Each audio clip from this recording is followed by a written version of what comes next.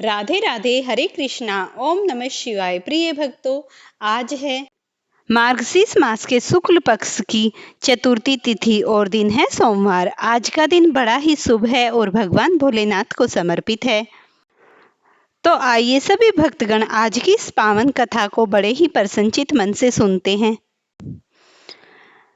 एक नगर में एक सेठ रहता था। उसे धन ऐश्वर्य की कोई कमी न थी, फिर भी वह दुखी था क्योंकि उसके कोई पुत्र नहीं था। पुत्र प्राप्ति के लिए वह प्रत्येक सोमवार को व्रत रखता तथा पूरी श्रद्धा के साथ शिवालय में जाकर भगवान गौरी शंकर की पूजा करता था।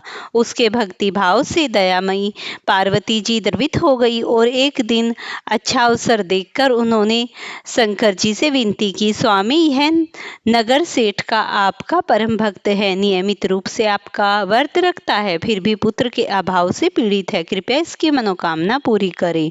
दयालु पार्वती की ऐसी इच्छा को सुनकर भगवान शंकर ने कहा, हे पार्वती, यह संसार कर्म भूमि है। इसमें जो जैसा कर्म करता है वैसा ही भरता है। इस साहूकार के भाग्य में पुत्र सुख नहीं है। शंकर के इनकार से पार्वती जी नाराज हो गई। उन्होंने शंकर जी से तब तक आग्रह करना जारी रखा जब तक कि वे साहूकार को पुत्र देने को तैयार न हो गए। शंकर भगवान ने पार्वती से कहा, तुम्हारी इच्छा है इसीलिए मैं इसे एक पुत्र का वरदान दे ही देता हूँ, लेकिन उसकी आयु केवल 12 वर्ष होगी। संयोग से नगर सेठ गौरी शंकर संवाद सुन रहा था। समय आने पर उस नगर के सेठ को सुख संपन्न पुत्र रत्न की प्राप्ति हुई। सब और खुशियां मनाई गई, नगर सेठ की बधाई दी गई, लेकिन उस सेठ की उदासी कम न हुई क्योंकि वह जानता था कि यह केवल 12 वर्ष तक के लिए ही प्राप्त हुआ है। उसके बाद वह इसी काल मुझसे छीन लिया जाएगा। इतने पर सेठ ने सोमवार का व्रत और गौरी शंकर का पूजन हवन यथाविधि पहले की तरह जारी रखा। जब बालक 11 वर्ष का हो गया तो वह पूर्ण युवा जैसा लगने लगा। फलतः सभी चाहने लगे कि उसका विवाह करा दिया जाए। नगर सेठानी का भी यही आग्रह था, किंतु नगर सेठ पुत्र के विवाह को तैयार नहीं हुआ। उसने पहले साले को बुलाकर आदेश दिया कि यह पर्याप्त धन लेकर पुत्र सहित काशी के लिए कूच करो और रास्ते में भजन तथा दान दक्षिणा देते हुए काशी पहुंचकर सर्व विद्या में पूर्ण बनने का प्रयास करे। मामा भांजे काशी के लिए रवाना हुए। हर पड़ाव पर वे यज्ञ करते, ब्राह्मणों को भोजन कराते और दान दक्षिणा देकर दीनहीनों को संतुष्ट करते। इसी प्रकार वह काशी की ओर बढ़ रहे थे कि एक नगर में उनका पड़ाव पड़ा और उस दिन उस नगर के राजा की कन्या का विवाह था। बारात आ ही चुकी थी, किंतु वर पक्ष वाले भयभीत थे क्योंकि उनका वर एक आंख से काना था।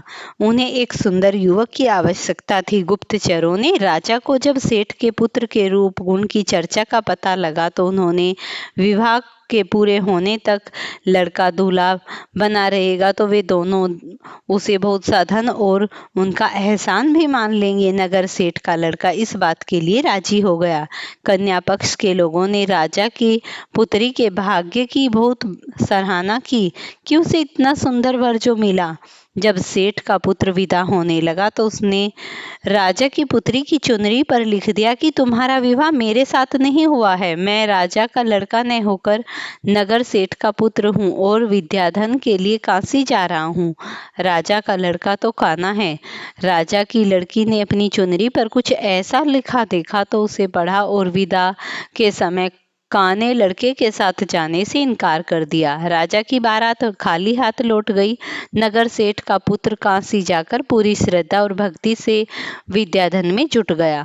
उसके मामा ने यज्ञ और दान पुण्य का काम जारी रखा।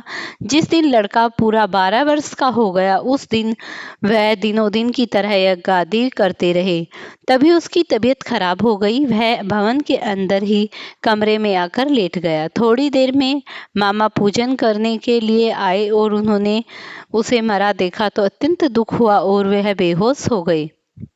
जब उसे होश आया तो उसने सोचा कि यदि मैं भी रोना चिल्लाना शुरू कर दूंगा तो पूजन में विघ्न पड़ जाएगा। ब्राह्मण लोग भोजन त्याग कर चले गए। अतः उन्होंने धैर्य धारण कर समस्त कार्य निपटाया और उसके बाद जो उन्होंने रोना शुरू किया तो उसे सुनकर सभी के हृदय विदीर्ण होने लगा। सौभाग्य से उसी समय उसी रास्ते से गौरी शंकर जा रहे थे। गौरी के कानों में वह करुणा कुंदन पहुंचा तो उनका वात्सल्य से पूर्ण हृदय करुणा से भर गया। सही स्थिति का ज्ञान होने पर उन्होंने शंकर भगवान से आग्रह किया कि वे बालक को पुनः जीवित प्रदान करें। भगवान शंकर को पार्वती जी की प्रार्थना स्वीकार करनी पड़ी। नगर सेठ का इकलौता लाल पुनः जीवित हो गया। शिक्षा समाप्त हो चुकी थी। मामा भांजे दोनों वापिस अपने नगर के लिए रवाना हुए। रास्ते में पहले की तरह दान दक्षिणा देते उसी नगर में पहुंचे जहां राजा की कन्या के साथ लड़के का विवाह हुआ था। और इस प्रकार वो दोनों उसके ससुर ने उस लड़के को पहचान लिया। अत्यंत आदर सत्कार के साथ उसे महल में ले जाया गया। शुभ मुहूर्त निकाल कर कन्या और जमाता को पूर्ण दहेज के साथ विदा किया। नगर सेठ का लड़का पत्नी के साथ जब अपने घर पहुंचा तो पिता को यकीन ही नहीं आया। लड़के के माता पिता पहले अपनी हवेली की छत पर चढ़ बैठे थे। उन्होंने प्रतिज्ञा की थी कि वहां से अगर वे उतरेंगे तो जब उतरेंगे अगर उनका पुत्र स्वयं अपने हाथों से उसे नीचे उतारेगा, वरना ऊपर से ही छलांग लगाकर आत्महत्या कर लेंगे।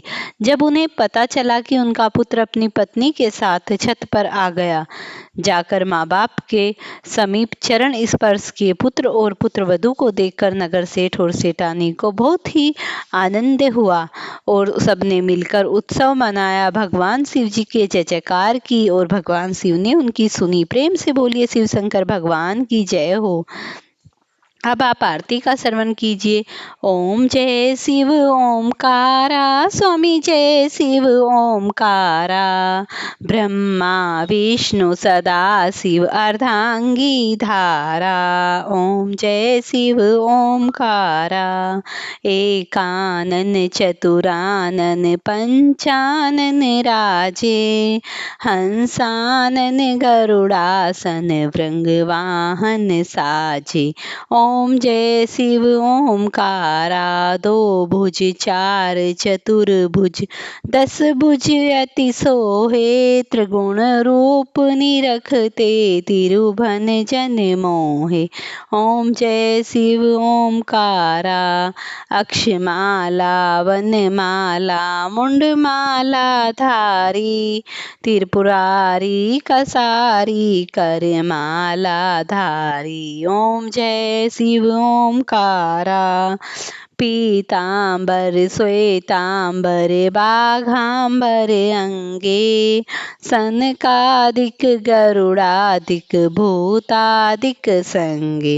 ओम जय शिव ओमकारा, ब्रह्मा विष्णु सदा शिव जानत अविवेका, प्रणाक्षर के मध्य ये तीनों एका।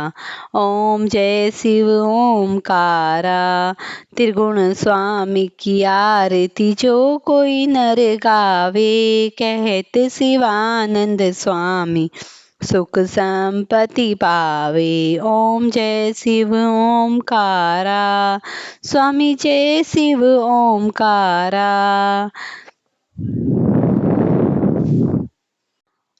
प्रेम से बोलिए शिवजी भगवान की जय हो, पार्वती पते की जय हो। प्रिय भक्तों, अगर आपको ये वीडियो पसंद आई हो तो इसे लाइक और शेयर करना। चैनल पर नए हैं तो चैनल को सब्सक्राइब करना। और अगर आपको ये वीडियो पसंद आती है तो मुझे भगवान भोलेनाथ के निमित्त प्यारा सा कमेंट जय भोलेनाथ अवश्य ही मेरी वीडियो के डिस्क्रिप्शन में ज़रूर लिखना।